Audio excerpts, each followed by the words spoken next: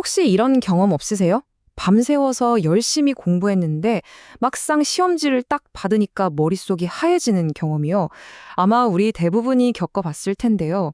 오늘 우리가 왜 그렇게 배운 걸 쉽게 잊어버리는지, 그리고 뇌과학에 기반해서 어떻게 하면 이걸 영원히 내 것으로 만들 수 있는지 그 진짜 방법을 알려드리겠습니다. 정말 좌절스럽죠. 그렇게 시간을 쏟아부었는데 며칠만 지나면 언제 공부했냐는 듯이 머릿속에서 사라져버리니까요. 도대체 왜 우리가 배운 것들은 그렇게나 빨리 사라져버리는 걸까요? 이 말이 무슨 뜻일까요?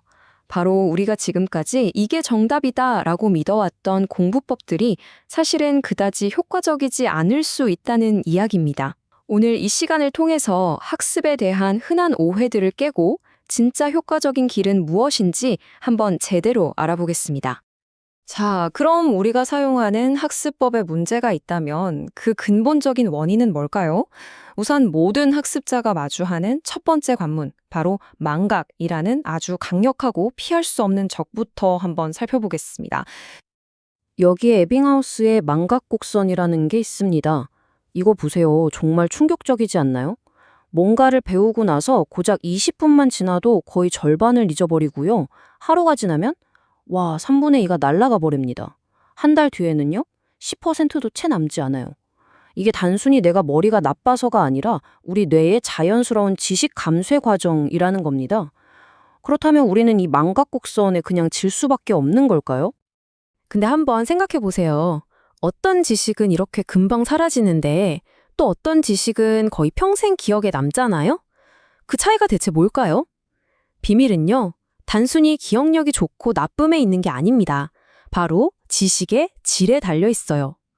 자, 이제부터 단순 암기를 넘어서 진짜 지식을 만드는 법에 대해 이야기해 볼게요.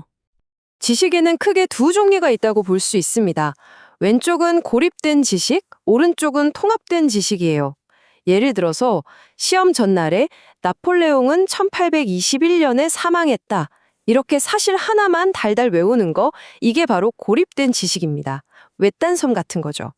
반면에 통합된 지식은 나폴레옹의 죽음이 당시 유럽 정치에 어떤 영향을 줬을까? 이렇게 질문하면서 정보들을 거미줄처럼 쫙 연결하는 상태를 말해요.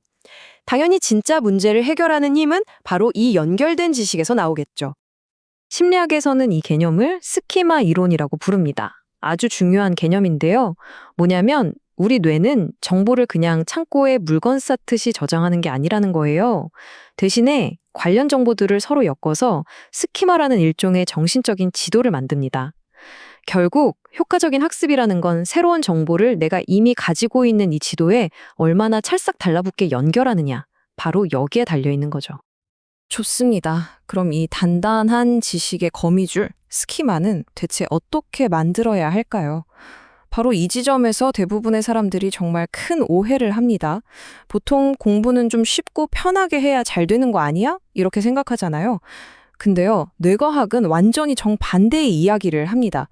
지금부터 노력의 역설에 대해 한번 들어보시죠. 핵심은 이겁니다. 공부하다가 왜 이렇게 어렵지? 머리에 쥐가 나네? 이런 생각이 들 때 우리는 보통 내가 지금 잘못하고 있나 봐라고 생각하잖아요. 근데 사실은 바로 그 순간 여러분의 뇌가 근육처럼 성장하고 있다는 신호입니다. 그렇게 머리를 싸매고 끙끙대는 그 과정이 뇌세포들을 막 연결시키면서 지식을 뇌에 단단하게 새기는 과정, 바로 신경가소성이 일어나는 순간인 거죠. 이 헬스장 비유를 생각해보면 진짜 확 와닿으실 거예요. 자, 내가 근육을 키우려고 헬스장에 갔어요. 근데 여기가 너무 무겁고 힘드니까 옆에서 트레이너가 대신 다 들어줘요. 그럼 제 근육이 커질까요? 당연히 아니죠. 뇌도 똑같습니다. 일종의 근육이에요. 공부가 힘들다고 쉬운 길만 찾고 머리 쓰는 걸 피하는 건요, 말 그대로 근육 키울 기회를 그냥 뻥 차버리는 거랑 똑같습니다. 자, 이제 알겠습니다.